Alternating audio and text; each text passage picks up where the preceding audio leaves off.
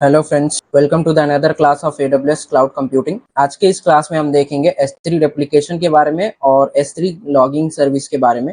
S3 के जो S3 के अंदर हम डाटा को कैसे रेप्लिकेट कर सकते हैं सेम रीजन और क्रॉस रीजन के अंदर, और S3 के अंदर हम वर्जनिंग और लॉगिंग को है जो है कैसे कॉन्फ़िगर कर सकते हैं। तो लास्ट क्लास में हमने देखा था S3 के अंदर, लास्ट क्लासेस में हमने देखे S3 के अंदर स्टैटिक वेबसाइट को कैसे होस्ट करना है, उसके हमें वेबसाइट को कैसे जो है रिडायरेक्ट कर सकते हैं एक वेबसाइट से दूसरे वेबसाइट पे, एंड साथ ही हम प्रीफिक्स के हेल्प से कैसे हम किसी डॉक्यूमेंट या किसी का जो है प्रीफिक्स नेम ऐड करके उसको हम कैसे एक्सेस कर सकते हैं प्रीफिक्स के हेल्प से। ये सभी जो है हमने हमारे लास्ट के क्लास में देखा। अगर आपने हमारे पहले के हमारे क्लासेस नहीं देखे हैं AWS के अंदर, जिसके अंदर हमने अब तक AWS की EC2 सर्विस को पूरा कवर कर दिया है, और अब हम जो है AWS का S3 सर्विस को देख रहे हैं, स्टोरेज यानी सिंपल स्टोरेज सर्विस। और इसके अंदर अब हम बात कर रहे हैं S3 रेप्लिकेशन की।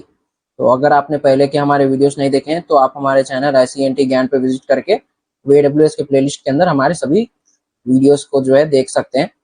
तो चलिए स्टार्ट करते हैं। इसके अंदर मैं अभी आप लोगों को पहले तो मैं रेप्लिकेशन का बताऊंगा, फिर हम जो है आगे लॉगिंग का देखेंगे।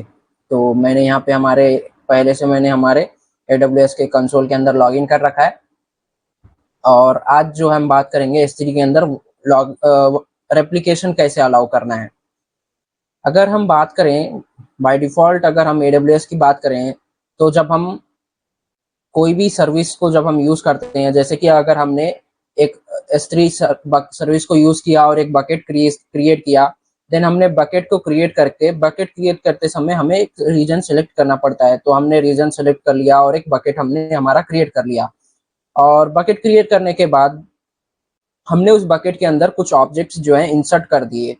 तो बाय डिफॉल्ट AWS क्या करता है, हमने जो ऑब्जेक्ट उसके अंदर इंसर्ट किया है, AWS उसको मल्टीपल एजेट्स के अंदर आपके कॉपी कर देता है, आपके उन ऑब्जेक्ट्स को। तो AWS क्या करता है, आपके जो ऑब्जेक्ट्स थे उन सभी को वो रेप्लिकेट कर देता है डिफरेंट मल्टीपल एजेट्स के अंदर, आपके उस रीजन के अंदर। बट हम यहाँ पे क्या कॉन्फ़िगर करेंगे, हम कॉन्फ़िगर करेंगे हमारा ये तो जो था हमारा ये बाय डिफॉल्ट कॉन्फ़िगरेशन था AWS का, जो आपका एबिलिटी जोन्स के अंदर रेप्लिकेट होता है।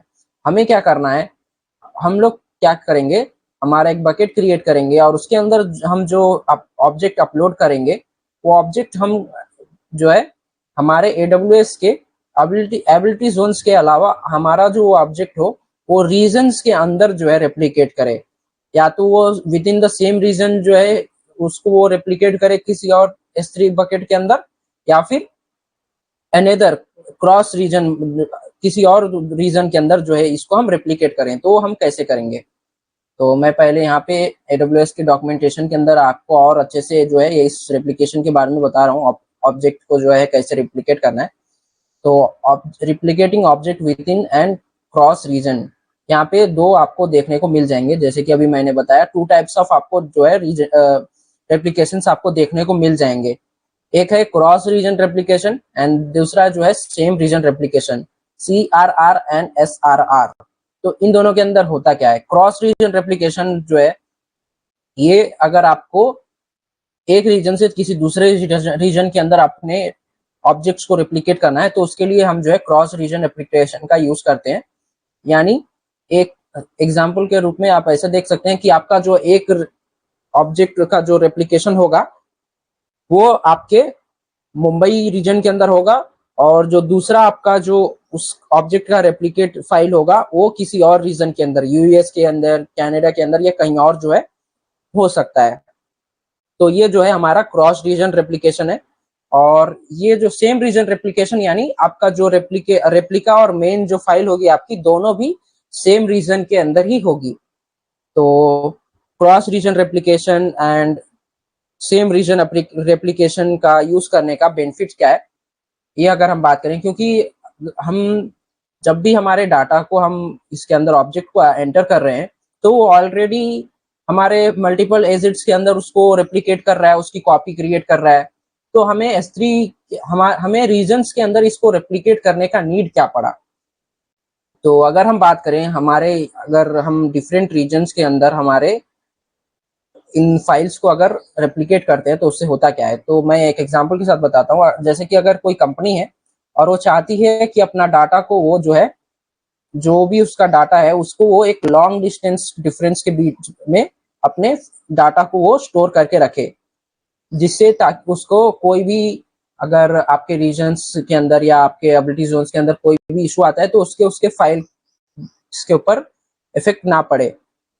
तो वो जो चाहता है कि उसका जो फाइल हो, उसका जो ऑब्जेक्ट रेप्लिकेट हो, जो उसका कॉपी बने, वो कम से कम उसके जो मेन रीजन या एबिलिटी जोन से 500 किलोमीटर से भी दूर के रेंज में हो। तो वो अगर ऐसा वो डिस्टेंस अगर मेंटेन चाहता है अपने फाइल्स के बीच में, तो एक तो है इसके लिए वो जो है अलग अलग क्रॉस रीजन रेप्लिकेशंस का जो है यूज कर सकता है। क्योंकि अगर हम एबिलिटी जोन्स की बात करें तो एबिलिटी जोन का जो डिफरेंस होता है एक एबिलिटी जोन से दूसरे एबिलिटी जोन के बीच में, तो 150 टू 200 बस जो है किलोमीटर्स आपको देखने को मिल जाते हैं। तो जो हमें हमारी कंपनी होगी उसके नीड के अकॉर्डिंग वो सही नहीं बैठ रहा होगा। तो इसलिए वो क्या करेगा, या वो रीजन्स लेवल पे रेप्लिकेशन का ट्राई करेगा। तो एक तो ये हो गया, वो क्या कंपनी क्या कर सकता है अपने फाइल्स को लॉन्ग डिस्टेंस के ऊपर स्टोर करने के लिए एक जो है इस रेप्लिकेशन का यूज कर सकता है। और दूसरा यूज केस ये हो गया हाईली अवेलेबल कराने के लिए।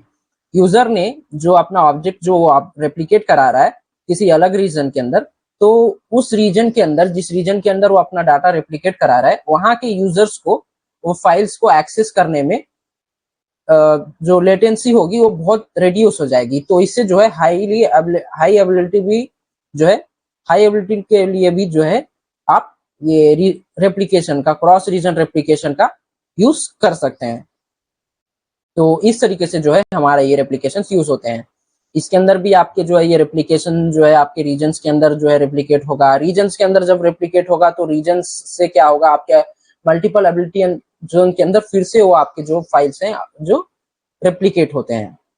तो इस तरीके का जो है ये पूरा रेप्लिकेट होता है। तो ये देखिए यहाँ पे हमने यहाँ पे दिया है, we can use replication to enable automatic and synchronised copying of object across Amazon S3 buckets. Buckets that are configured for object replication can be owned by the same AWS account और different AWS account.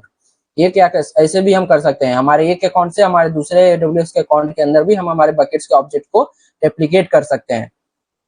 तो ये सभी कैसे करना है, you can replicate object to a single destination but bucket और to multiple destination bucket. एक bucket के अंदर या फिर आप मल्टीपल बकेट्स के अंदर भी आप इसके अंदर अपने ऑब्जेक्ट्स को रेप्लिकेट कर सकते हैं। The destination object bucket can be in a different AWS region और within the same region as the source bucket.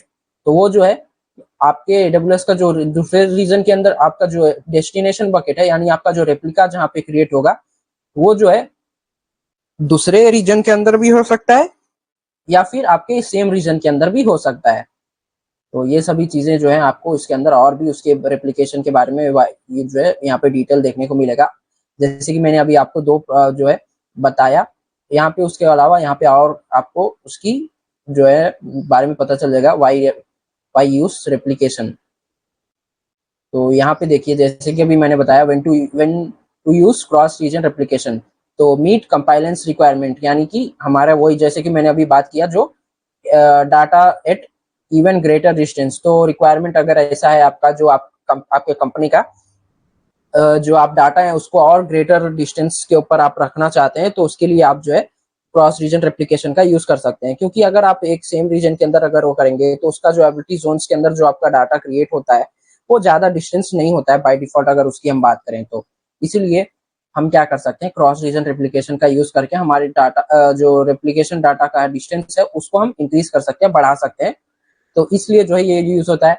और मिनिमाइज लेटेंसी, अगर आपका कस्टमर जो है आपके इन दोनों जियोग्राफिकल लोकेशंस के अंदर, यानी आपके मेन और आपके रेप्लिका के फाइल के जो लोकेशन है उस रीजन के अंदर जो है उसका आपका जो ये यूजर्स होगा तो उसको उन ऑब्जेक्ट को एक्सेस करने में, मेंटेन करने में जो है, जो लेटेंसी होती है वो बहुत ही कम हो जाएगी। वो हाई स्पीड के साथ जो है उन सभी को वो एक्सेस कर पाएगा आपके ऑब्जेक्ट्स को। तो ये जो हो गया दूसरा हमारा यूज केस हो गया, जो कि अभी मैंने बताया। तो इसी तरीके से आपके सेम रीजन्स के भी आपको यहाँ पे देखने को मिल जाएगा, when to use same region replication, और ये सभी चीजें यहाँ पे आपको देखने को मिल रही है। तो चलिए मैं आपको ये रेप्लिकेशन कैसे करना है ये मैं हमारे S3 के अंदर हम करके देखते हैं। तो मैं यहाँ से आ जाता हूँ S3 के अंदर। हमने जो भी हमारे पहले के बकेट्स क्रिएट किए थे वो सब मैंने डिलीट कर दिया था। मैं यहाँ से आके फिर से हम जो है 2 बकेट्स को क्रिएट करते हैं। तो मैं एक देता हूँ ICNT और मेन बकेट। तो ये मेन बकेट होगा, बाकी सब मैं जो है बाय डिफॉल्ट रहने देता हूँ। और यहाँ से क्रिएट, तो एक बकेट हमारा क्रिएट हो गया। मैं जो है फिर से एक बकेट और क्रिएट कर लेता हूँ एंड ICNT रेप्लिका बकेट देता हूँ इसका नेम में। तो ये जो है ICNT रेप्लिका बकेट है, तो इसको भी मैं जो है क्रिएट कर लेता हूँ। तो अब हमने 2 बकेट क्रिएट कर लिया, एक जो है हमारा मेन बकेट है और एक जो है हमारा ICNT रेप्लिका बकेट है। तो हम क्या करेंगे, हमारा जो मेन बकेट होगा इसके अंदर हम कोई ऑब्जेक्ट को ऐड करेंगे तो हमारा जो ऑब्जेक्ट है हमारे रेप्लिका के अंदर कॉपी हो जाना चाहिए, वहां पर भी वो आ जाना चाहिए। तो उसके लिए मैं क्या करता हूँ, यहाँ से कोई हम जो है फाइल्स को उसके अंदर ऐड करते हैं। तो मैं यहाँ से मैं क्या करता हूँ, इनमें से एक इमेज को यहाँ से मैं इस रेप्लिका हमारे जो मेन बकेट था इसके अंदर ऐड करता हूँ। तो मैंने यहाँ से इसको अपलोड कर दिया एंड क्लोज। तो अभी यहाँ पे हमारे इस मेन ICNT मेन बकेट के अंदर हमारा एक ऑब्जेक्ट ऐड हो गया है। तो क्या बस इतना कॉन्फ़िगर कर देने से क्या हमारा जो ऑब्जेक्ट होगा हमारे रेप्लिका के अंदर रेप्लिकेट हो जाएगा, वहां पे हमारा इस ये जो है एक्सेस हो जाएगा? तो देखिए यहाँ पे अभी कोई जो है ऑब्जेक्ट नहीं आया है। तो इसके लिए क्या कॉन्फ़िगरेशन है, चलिए हम वो देखते हैं, इसके स्टेप्स क्या हैं। तो हमें जो है हमारे मेन बकेट के अंदर आ जाना है। बकेट्स के अंदर अगर आप पहले मैं बता दूं, हमें इसके लिए बकेट का वर्जनिंग इनेबल करना होगा, क्योंकि हमें मैं बता देता हूँ क्या आपको जो है मिस्टेक आएगा। तो हम जब मैनेजमेंट के अंदर आएंगे, मैनेजमेंट के अंदर आने के बाद यहाँ पे आप देख सकते हैं रेप्लिकेशन रूल। तो क्रिएट रेप्लिकेशन रूल के ऊपर आपको सेलेक्ट करना है। तो यहाँ पर पहले ही आपको देखिए यहाँ पे एरर आ रहा है, replication requires versioning to enabled for the source bucket. तो आपके बकेट के अंदर जो है वर्जनिंग का एनेबल्ड होना जरूरी है। तो चलिए हम क्या करते हैं, हमारे बकेट के ऊपर चलते हैं और दोनों बकेट्स के अंदर हम वर्जनिंग को एनेबल कर देते हैं। तो बकेट, ये जो मेन बकेट है इसके अंदर हम आएंगे, प्रॉपर्टीज के अंदर बकेट वर्जनिंग, यहाँ से हम एडिट पे आएंगे एंड एनेबल सेव चेंजेस। और ऐसे ही हम हमारे दूसरे जो रेप्लिका का था, रेप्लिका बकेट है, उसके अंदर भी हम आते हैं प्रॉपर्टीज के अंदर, हम इसके अंदर भी जो है हमारा वर्जनिंग को एनेबल कर देते हैं and enabled and save changes. तो अब हमने जो है वर्जनिंग एनेबल कर दिया। अब हम जाते हैं हमारे बकेट्स के ऊपर, मेन बकेट के ऊपर जाता हूं मैं, और यहाँ पे आने के बाद अब मैं फिर से मैनेजमेंट के अंदर आता हूँ और यहाँ पे जो हमारा रेप्लिकेशन रूल है, यहाँ पे मैं एक क्रिएट रेप्लिकेशन रूल करके यहाँ पे एक रेप्लिकेशन रूल क्रिएट करता हूँ। तो यहाँ पे देखिए रेप्लिकेशन रूल नेम यहाँ पे पूछ रहा है, तो माई फर्स्ट रूल मैं करके कुछ नेम दे देता हूँ, माई फर्स्ट रूल। एंड यहाँ पे स्टेटस जो है एनेबल कर देंगे। और सोर्स बकेट क्या है, ICNT मेन बकेट है। सोर्स रीजन जो है हमारा एशिया पैसिफिक मुंबई है। यहाँ पे देखिए चूज अ रूल स्कोप यहाँ पे दिया हुआ है, यानी आप जो है कुछ डाटा, यानी ऐसा नहीं आप चाहते हैं अगर आपका जो बकेट है उस बकेट के अंदर के आपके बस कुछ ही स्पेसिफिक ऑब्जेक्ट ही आपके रेप्लिकेट हो, तो वो भी आप यहाँ पे limit the scope of the rules using one और मोर फिल्टर्स, तो इसको आप सेलेक्ट कर सकते हैं। आप उसके प्रीफिक्स दे देंगे, जो हमने प्रीफिक्स का हेल्प करके, जैसे मैंने एक डॉक्यूमेंट फोल्डर क्रिएट किया था, उसके अंदर मैंने इमेज ऐड किया था, या इसके अंदर जो वैसे ही आप जो है डॉक्यूमेंट का एक फोल्डर क्रिएट कर सकते हैं और उसकी प्रीफिक्स आप यहाँ पे दे सकते हैं, और जिसके जरिए आप जो है उसके ऊपर फिल्टर्स ऐड करके आप उस फाइल्स को जो है उस ऑब्जेक्ट्स को आप रेप्लिकेट कर सकते हैं। मैं क्या करता हूँ यहाँ पे apply to all object in the bucket, मैं अभी सभी के ऊपर अप्लाई कर देता हूँ कि हमारे बकेट के अंदर जितने भी ऑब्जेक्ट होंगे सब रेप्लिकेट हों। तो मैंने यहाँ से apply to all object in bucket select कर लिया। अब यहाँ से हमें डेस्टिनेशन बताना है कि ये इसको रेप्लिकेट होना कहाँ है, किस लोकेशन पे, किस फाइल के अंदर। तो यहाँ से देखिए, यहाँ पे आपको दो ऑप्शंस देखने को मिल रहे हैं। Choose a bucket in the same this account, यानी इसी अकाउंट के अंदर जो है हम हमारा बकेट को चूज कर सकते हैं, या specify bucket in another account. अगर आपके किसी दूसरे अकाउंट के अंदर आपने कोई बकेट क्रिएट किया और आप चाहते हैं कि ये सारा उस दूसरे जो है अकाउंट के अंदर रेप्लिकेट हो, तो ये वहां पे भी रेप्लिकेट कर सकता है। तो अभी हम सेम अकाउंट चूज करते हैं और यहाँ पे हम जो है हमारा बकेट नेम को हम ब्राउज कर लेते हैं। जहाँ तो यहाँ देखिए ICNT जो रेप्लिका बकेट था वो हमारा डेस्टिनेशन होगा, एंड यहाँ से चूज पाथ मैंने कर दिया और ICNT रेप्लिका बकेट को मैंने यहाँ पे ऐड कर दिया। अब नेक्स्ट यहाँ पे देखिए IAM रोल आ रहा है, create new role, choose for existing IAM role और एंटर IAM रोल ARN करके यहाँ पे आप दे सकते हैं। तो मैं क्या करता हूँ, अभी एक न्यू रोल पे क्लिक कर देता हूँ और एक न्यू रोल क्रिएट कर लूंगा। IAM रोल क्या होता है, वो हमने जब हमारा IAM सर्विस हम देख रहे थे तो उसके अंदर मैंने दिखाया था कि अभी यहाँ पे 2 रोल्स हैं और बाकी पहले वहाँ 4 रोल्स थे, जिसके अंदर एक इलास्टिक लोड बैलेंसिंग करते समय क्रिएट हो गया था और एक जो है हमारा किसी और सर्विस को जब हम क्रिएट कर रहे थे तब वहाँ पे एक रोल ऐड हो गया था जिसको मैंने डिलीट कर दिया था। तो वहाँ पे अब 2 रोल थे। अगर मैं यहाँ से एक क्रिएट न्यू रोल करूंगा तो वहाँ पे एक और रोल ऐड हो जाएगा हमारे IAM के अंदर, जो कि यहाँ पे आप देख सकते हैं। तो अभी मैं जो है इसको क्रिएट, अगर मैं दिखा दूं आप लोगों को, मैं दिखा यहाँ पे आपके जो है रोल्स, यहाँ पे देखिए 2 रोल्स हैं और वही मैं अभी जब यहाँ पे, तो ये जो है मेरा सब यहाँ से सब चला गया होगा मैं यहाँ से फिर से सभी चीजें ऐड कर देता हूँ। तो my first rule and enable apply for all bucket, यहाँ से हम हमारे रेप्लिका को जो है सिलेक्ट कर लेंगे and create new role. Encryption जो है बाकी ये जो है मैं ऐसे ही रहने देता हूँ। और डेस्टिनेशन का ये स्टोर क्लास है, इसके बारे में मैं अभी आगे बताऊंगा, स्टोरेज क्लासेस के बारे में जब हम आगे देखेंगे तब मैं इसके बारे में बताऊंगा आप लोगों को। एंड यहाँ पे एडिशनल रेप्लिकेशन है, मैं अभी इसको ऐसे ही रहने देता हूँ और यहाँ से मैं अभी सेव चेंजेस पे क्लिक करता हूँ, बस इतना जो है कॉन्फ़िगरेशन करने के बाद। तो यहाँ पे देखिए replica existing object, you can enable a one time batch operation job from this replication configuration to replicate object that already exist in the bucket and to synchronize the object। ये सभी चीजें यहाँ पे दिया है। तो अगर, तो यहाँ पे आपको देखिए existing object, no do not replicate existing object, yes replicate existing object यहाँ पे दिया है। तो अगर आपको आपका ये एग्जिस्टिंग ऑब्जेक्ट को रेप्लिकेट करना है तो आपको वन बैच ऑपरेशन जो है इसको आपको डिफाइन करना होगा। तो मैं इसलिए इसको अभी रहने देता हूँ और हम जो है no do not replicate existing object के ऊपर सबमिट पे क्लिक कर देता हूँ। तो अब जो है यहाँ पे हमारा एक रेप्लिकेशन रूल क्रिएट हो गया है। तो इससे इससे भी जो है आपका, अगर हम देखेंगे आपका रेप्लिका का ऑब्जेक्ट है, इसके अंदर अभी भी हमारा जो ऑब्जेक्ट नहीं आया क्योंकि अब तक जो हमारे एग्जिस्टिंग ऑब्जेक्ट्स थे वो रेप्लिकेट नहीं होंगे, हमने ऐसा कॉन्फ़िगर किया है। तो मैं क्या करता हूँ, अब यहाँ पे आके इसके अंदर हम एक और ऑब्जेक्ट को ऐड करते हैं। तो इसके अंदर मैं एक और जो है फाइल को ऐड करता हूँ। तो यहाँ पे मैं इसके ऊपर अपलोड एंड क्लोज करते हैं इसको।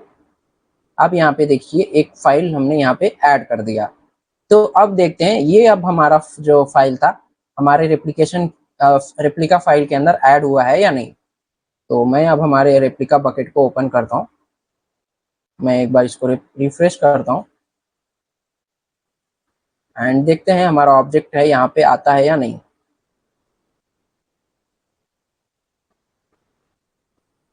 तो ये देखिए, अब यहाँ पे हमारा ऑब्जेक्ट जो है आ चुका है। तो इस तरीके से जो है आप रेप्लिकेशन का यूज कर सकते हैं। तो जैसे ही मैंने रेप्लिकेशन वहाँ पे परमिशन रूल ऐड कर दिया और हमने बता दिया हमारा डेस्टिनेशन, हमारा जो मेन रेप्लिकेशन, हमारा जो मेन बकेट था, उसके अंदर से हमारे रेप्लिका बकेट के अंदर ऑब्जेक्ट रेप्लिकेट हो गए हैं। तो ये तो था हमारे ऑब्जेक्ट्स को रेप्लिकेट करने का। और यहाँ पे अब मैं बता दूं क्या क्या रेप्लिकेट होता है। तो ये देखिए, यहाँ की इसकी वर्जन आईडी आप दे सकते हैं 3AMQN। और अगर मैं आपके मेन बकेट का भी, अगर मैं इसका भी वर्जनिंग आईडी बता दूं, तो ये भी देखिए, तो हमारा जो रेप्लिका है हमारे फाइल के, हमारे ऑब्जेक्ट के साथ साथ हमारा वर्जन आईडी को भी रेप्लिकेट करता है। तो ये जो था ये हमने देखा।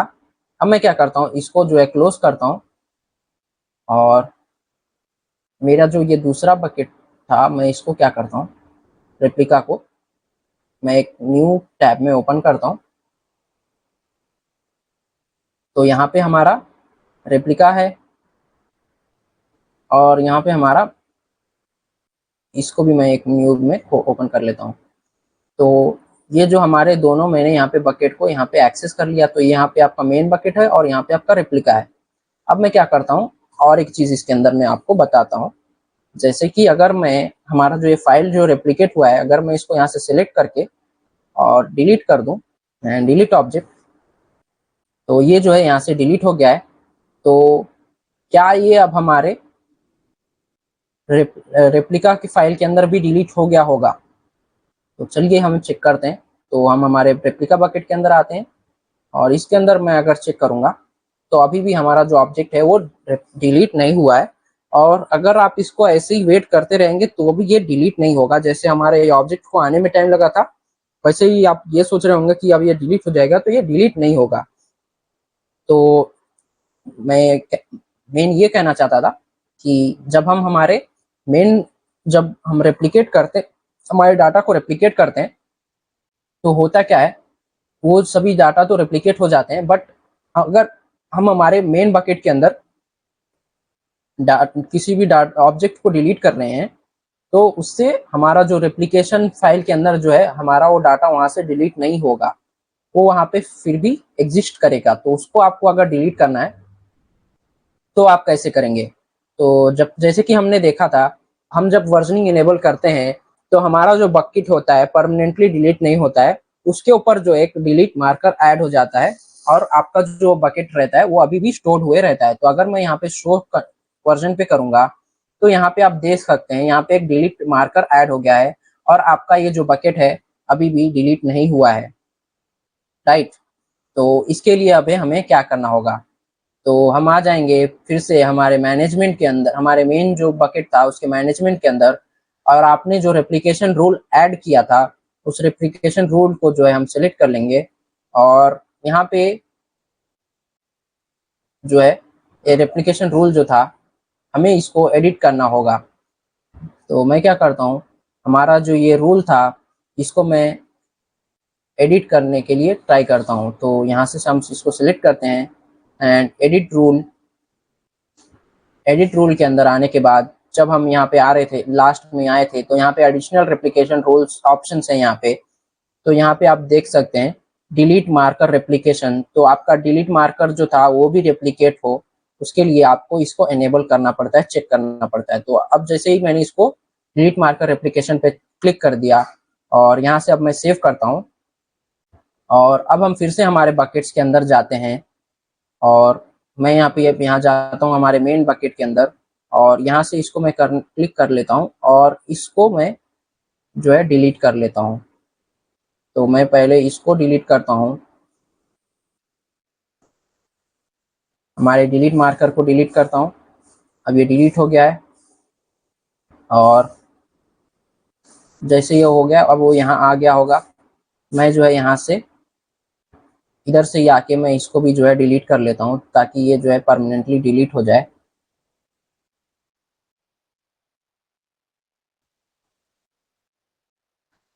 And delete.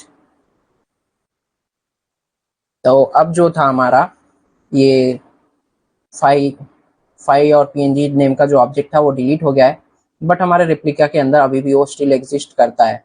तो ये तो अब ये रहेगा ही, क्योंकि हमने डिलीट मार्कर जो किया हमने वो बाद में कॉन्फ़िगर किया। तो अब मैं क्या करता हूँ, अब हम फिर से मैं एक और ऑब्जेक्ट को इसके अंदर ऐड करता हूँ। तो मैं यहाँ से एक और ऑब्जेक्ट को मैंने यहाँ से ऐड कर लेता हूँ एंड अपलोड। तो अब मैंने जो है इसको यहाँ से क्लोज करेंगे। अब यहाँ पे हमारा फिर से 2 ऑब्जेक्ट हो गए हैं। तो ये जो ऑब्जेक्ट है, देखते हैं हमारे रेप्लिका के अंदर जो है रेप्लिकेट हुआ है या नहीं। तो उसको यहाँ पे रेप्लिकेट पहले होने देते हैं। तो यस, अब हमारा जो दूसरा ऑब्जेक्ट था वो भी यहाँ पे रेप्लिकेट हो गया है। अब मैं क्या करता हूँ, इस ऑब्जेक्ट को मैं सिलेक्ट करता हूँ 6 कीज को, और यहाँ से मैं इसको डिलीट करता हूँ एंड मैं अब इसको डिलीट करता हूँ। अब इससे होगा क्या कि इसके ऊपर फिर से यहाँ पे एक डिलीट मार्कर ऐड हो जाएगा और वो यहाँ पे आ जाएगा। तो अब तक जो है हमारा डिलीट मार्कर रेप्लिकेट नहीं हो रहा था, बट अब हमने उसको भी रेप्लिकेट करने का ऑप्शन इनेबल कर दिया है। तो यहाँ से जो है हमारा डिलीट मार्कर जो है वो भी रेप्लिकेट होगा। तो देखते हैं हमारे रेप्लिका फाइल के अंदर कोई चेंजेस होता है या नहीं। तो हम कुछ देर वेट करते हैं और देखते हैं हमारा रेप्लिका का जो डिलीट मार्कर को रेप्लिकेट करने से यहाँ पे क्या चेंजेस होता है। तो देखिए यहाँ से आपका जो फाइल था वो जा चुका है, और उसका भी यहाँ पे आप देखेंगे तो वहाँ पे इसका भी एक डिलीट मार्कर यहाँ पे ऐड हो गया है और ये यहाँ पे आ गया है। तो इस तरीके से जो आपका फाइल होगा, ऑब्जेक्ट होगा, उसको आप उसका जो रेप्लिका डिलीटेड रेप्लिका होता है, जैसे ही आप यहाँ से अगर फाइल अपना जो है डिलीट कर रहे हैं अपने मेन बकेट के अंदर, तो आप चाहते हैं कि आपका जो ऑब्जेक्ट के अंदर है वो भी वो डिलीट हो जाए। तो उसके लिए आप जो है रेप्लिका जो आपका डिलीट मार्कर है उसको भी आप रेप्लिकेट कर देंगे, ताकि आपके जो फाइल्स हैं वहां से, ऑब्जेक्ट्स हैं वहां से भी डिलीट हो जाए। तो जैसे ही हमने उसके अंदर रेप्लिका का जो हमारा डिलीट मार्कर का रेप्लिका था उसको एनेबल किया, तो हमारे रेप्लिका के अंदर जो हमारा ऑब्जेक्ट था वो भी डिलीट होने लगा। तो इस तरीके से आप जो है S3 रेप्लिकेशन का यूज कर सकते हैं। तो S3 रेप्लिकेशन का यूज करके हमने इन दोनों बकेट्स के अंदर ऑब्जेक्ट्स को रेप्लिकेट करके कॉपी करके देखा। तो अब मैं क्या करता हूँ, अब मैं इन बकेट्स को डिलीट कर देता हूँ और पहले हम एम्प्टी कर लेते हैं, एम्प्टी बकेट, एंड फिर हम इसको डिलीट कर देंगे। तो यहाँ से मैं एम्प्टी कर लेता हूँ। तो ये बकेट जो है मैं एम्प्टी हो गया है। अब ऐसी मैं इसको भी जो है एम्प्टी कर लेता हूँ। तो यहाँ से मैं इसको सेलेक्ट करूँगा एम्प्टी, एंड यहाँ से जो है ये भी एम्प्टी हो गया। और अब मैं इन दोनों रेप्लिकेशन को डिलीट कर देता हूँ, दोनों जो बकेट्स थे उसको डिलीट कर देता हूँ। तो यहाँ से हम इसको ICNT main bucket copy and way paste and delete. तो ये जो था हमारा डिलीट हो गया। सेम हम इसको भी डिलीट कर लेते हैं एंड डिलीट। तो अब हमारे मैंने जो दोनों बकेट्स को क्रिएट किया था, दोनों बकेट्स को क्रिएट करके उसके अंदर जो रेप्लिकेशन करना है वो सभी मैंने कैसे रेप्लिकेट करना है ये मैंने आप लोगों को बता दिया। अब हम जो बोल रहे थे S3 लॉगिंग के बारे में, तो S3 लॉगिंग कैसे हमें कॉन्फ़िगर करना है अब वो हम देख लेते हैं। AWS के अंदर S3 जो है लॉगिंग कैसे कॉन्फ़िगर करेंगे हमारे लॉग फाइल्स के लिए।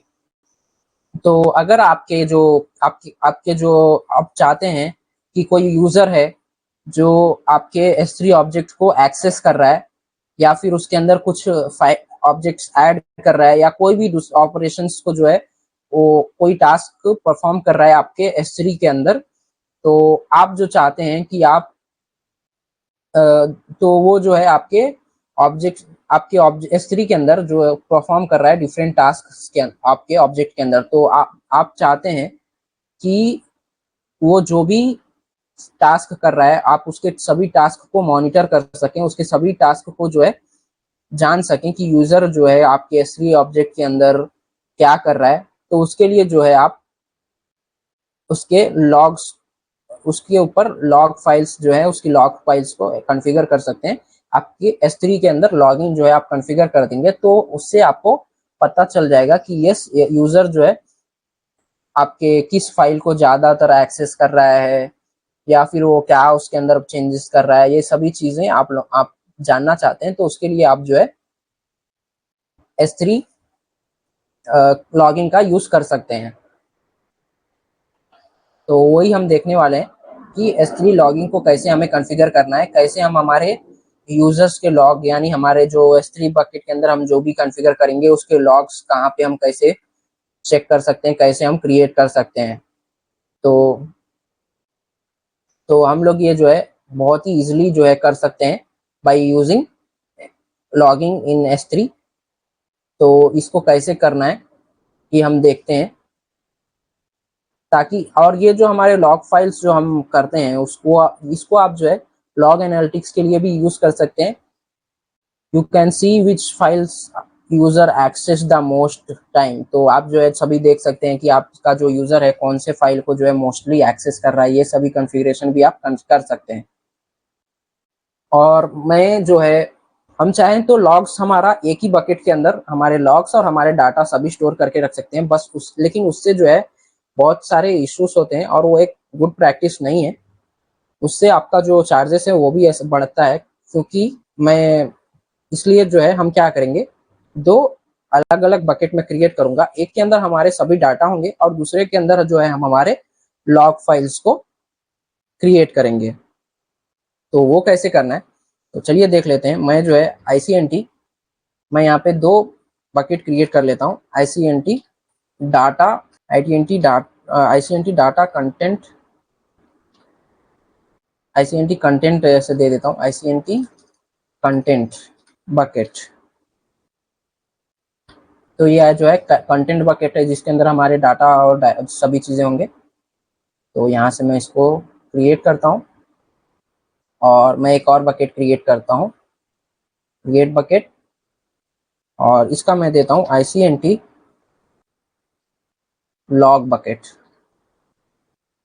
जिसके अंदर हम चाहेंगे कि हमारे सभी लॉग फाइल्स स्टोर हो। तो मैं यहाँ से इसको क्रिएट कर लेता हूँ। तो ये दो हमने बकेट को क्रिएट कर लिया। अब चलिए हम इसको कॉन्फ़िगर करते हैं। तो हम हमारे ICNT के कंटेंट बकेट के अंदर आ जाते हैं और इसके अंदर जब हम प्रॉपर्टीज के अंदर आएंगे तो यहाँ पे बकेट वर्जनिंग और यहाँ पे जो है सर्वर, यहाँ पे देखिए यहाँ पे आपको कई सारे जो है ऑप्शंस देखने को मिल जाएंगे जिसके अंदर से हमने स्टैटिक वेबसाइट होस्टिंग किया था। और यहाँ पे अगर आप आ जाएंगे तो यहाँ पे आपको सर्वर एक्सेस लॉगिंग यहाँ पे आपको देखने को मिल जाएगा। तो इसको आपको यहाँ पे जो डिसेबल है इसको आपको एनेबल कर लेना है। तो एनेबल, फिर यहाँ पे आपको डेस्टिनेशन बताना है कि कहाँ पे आपका जो लॉग फाइल्स होगा कहाँ पे स्टोर होगा। तो मैं यहाँ से ब्राउज पे करता हूँ। तो मैंने जो लॉग बकेट क्रिएट किया है उसको हम यहाँ से डेस्टिनेशन के रूप में चूज कर देंगे। तो डेस्टिनेशन का region, destination bucket name, destination के अंदर कोई प्रीफिक्स है या नहीं, और ये सभी चीजें यहाँ पे उसने ले लिया है। तो इसके अंदर year, month, date and hours, minute, seconds, unique strings, ये सभी चीजें जो है ऐड होने वाली हैं। To speed up analytics and query application use this format. यहाँ पे दो फॉर्मेट यहाँ पे दिया हुआ है। तो यहाँ पे मैं जो है इसको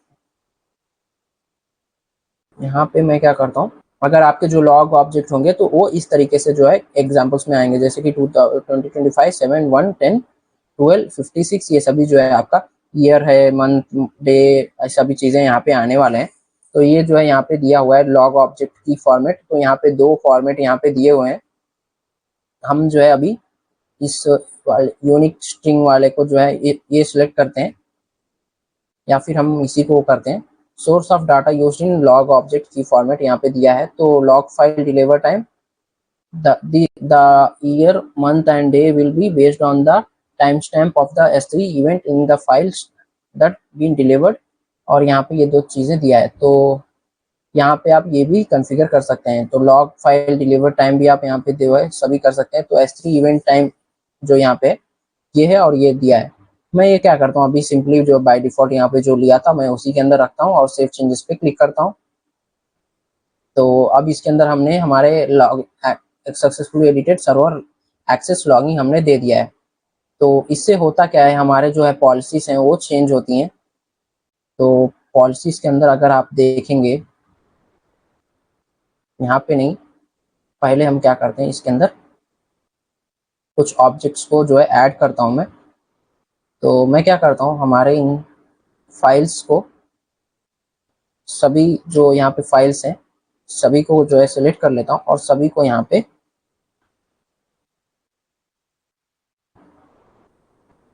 ड्रैग करके यहाँ पे सभी को अपलोड कर देता हूँ।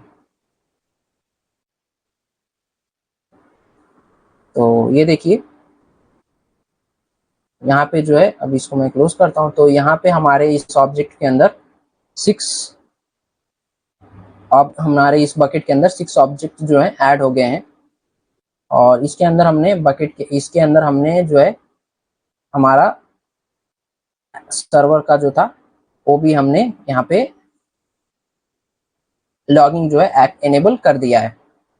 तो अब हम देखते हैं हमारे बकेट्स के अंदर, लॉग बकेट के अंदर हमारे जो है ऑब्जेक्ट्स आते हैं या नहीं। और आप इसके परमिशंस के अंदर आप आके देखेंगे तो यहाँ पे देखिए इसके ऊपर इसकी पॉलिसी जो है चेंज हुई है, इसके ऊपर एक पॉलिसी अप्लाई हुई है। तो इस पॉलिसी के अंदर क्या हुआ है, यहाँ पे आप देख सकते हैं वर्जन आईडी, स्टेटमेंट एंड सभी चीजें इफेक्ट अलाउ हुआ है। प्रिंसिपल क्या मिला है, यहाँ पे सर्विस लॉगिंग जो है यहाँ पे अलाउ हुआ है। एक्शन क्या मिला है इसको, पुट ऑब्जेक्ट। तो ऑब्जेक्ट इसके अंदर हम रख सकते हैं। तो इससे होगा क्या, हमारे जो ऑब्जेक्ट हमारा जो है हमने जिसके अंदर हमारा हमने लॉगिंग एनेबल किया, उस बकेट का सभी लॉगिंग जो होंगे, लॉग्स फाइल जो होंगे हमारे इस वाले बकेट के अंदर आएंगे। तो यहाँ पे जो है आपके बकेट्स आते हैं। तो इसको हम थोड़ी देर वेट करते हैं और देखते हैं हमारे जो है लॉग्स आते हैं यहाँ पे नहीं। तो AWS के अंदर जो हमने ये लॉग्स फाइल तो हमने एक्सेस एनेबल कर दिया है और उसका डेस्टिनेशन का भी हमने सब कॉन्फ़िगर कर दिया है। बट अगर मैं बात करूं, ये जो लॉग फाइल्स होता है तो इसको जो है ये कभी कल 5 to 10 मिनट्स में आ जाता है और कभी नहीं तो कभी कल जो है ये काफी टाइम जो है ले लेता है आपके लॉग फाइल्स को यहाँ पे ट्रांसफर करने में, यहाँ पे आपके लॉग फाइल्स को जो है यहाँ पे क्रिएट करने में। तो अभी देखिए, अभी यहाँ पे कोई भी फाइल्स जो है आए नहीं है। तो मैं क्या करूँगा, मैं हमारे इस फाइल बकेट्स को मैं हमारे इन बकेट्स को ऐसे ही रहने देता हूँ और इसको हम देखते हैं ये कब तक जो है हमारे लॉग्स जो है हमारे इन बकेट्स के अंदर आते हैं। तो ये तो अभी इतना मेरे को जितना मालूम है, ये लॉग्स हमारे इतने जल्दी यहाँ पे नहीं शो होंगे, इसके लिए काफ़ी टाइम लग जाता है। समटाइम्स तो ये जो है 2 to 3 आवर्स तक लग जाते हैं इसके अंदर हमारे लॉग फाइल्स को ट्रांसफर होने में, यहाँ पे इसके अंदर रेप्लिकेट होने में, कॉपी होने में।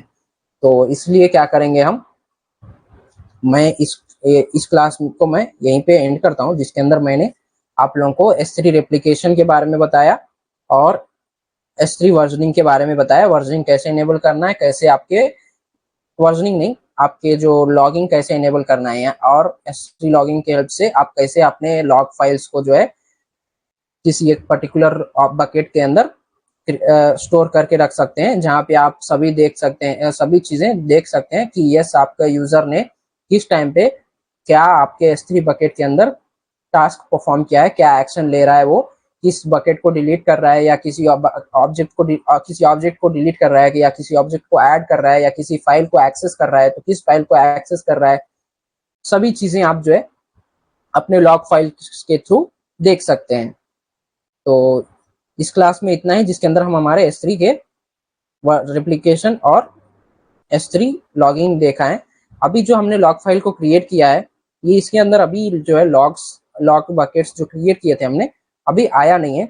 तो मैं इसको ऐसे ही रहने दूंगा, मैं इन दोनों बकेट्स को डिलीट नहीं करूंगा और वेट करूंगा कि इसके अंदर जो है हमारे लॉग फाइल्स आ जाएं। देन नेक्स्ट क्लास में मैं आपको ये शो दिखाऊंगा कि हमारे जो ऑब्जेक्ट्स, हमारे जो लॉग फाइल्स है वो इसके अंदर आ गए हैं या नहीं। ये हम देखेंगे हमारे नेक्स्ट क्लास के अंदर, जिसके अंदर मैं आप लोगों को यहाँ पे इसको दिखाऊंगा, हमारे लॉग्स फाइल को जो यहाँ पे आ गए होंगे। और उसके बाद जो है हमारे S3 के स्टोरेज जो क्लासेस हैं उसके बारे में देखेंगे, जैसे जो कि मैंने पहले स्टार्ट करते समय बोला था। हमारे S3 के अंदर भी, S3 सर्विस के अंदर भी हमारे स्टोरेज के क्लासेस होते हैं, जैसे कि हमारे इंस्टेंस टाइप के अंदर जो है मेमोरी ऑप्टिमाइज और कंप्यूट ऑप्टिमाइज, इस तरीके से आपके जो है उसके अंदर भी आप लोगों को कैटेगरीज देखने को मिल रहे थे, जिसके अंदर T2 माइक्रो और ऐसे ऐसे आप लोगों को कई सारे फैमिली जो है इंस्टेंस टाइप देखने को मिल रहे थे। और हम हमारे EBS के अंदर बात करें तो भी EBS के अंदर भी हमारा वॉल्यूम टाइप के अंदर आपको कई सारे वॉल्यूम टाइप्स देखने को मिल रहे थे, GP2, GP3, IOPS, इस तरीके से SSD आपको जो है ये सभी जो है उसके अंदर आपके EBS के अंदर भी देखने को मिल रहा था।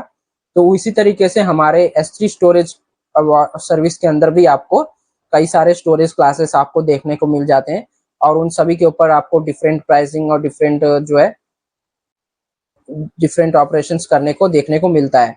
तो किस स्टोरेज को यूज करने से हमें क्या फैसिलिटीज मिलती है और हमें हमारे नीड के अकॉर्डिंग हम जो है, अगर आपको S3 का जो स्टोरेज क्लासेस अगर आपको पते रहेंगे तो आप उसको अपने नीड के अकॉर्डिंग उसको यूज कर सकते हैं। यस, मुझे मेरा जो डाटा है, जैसे आपका कुछ डाटा है जिसको आपको इनफ्रीक्वेंटली एक्सेस करना है, जैसे सपोज जो है आप इसके अंदर इमेज जैसे ऑब्जेक्ट ऐड कर सकते हैं और वीडियोस भी ऐड कर सकते हैं। तो आपने इस S3 के अंदर आपने किसी अपना, समझ लीजिए आपने किसी अपनी शादी का एल्बम या जो भी आपका वीडियो है उसको आपने इसके अंदर जो है ऐड किया हुआ है, तो उसको तो आप जो है रोज रोज एक्सेस करके आप उसको डाउनलोड नहीं करेंगे।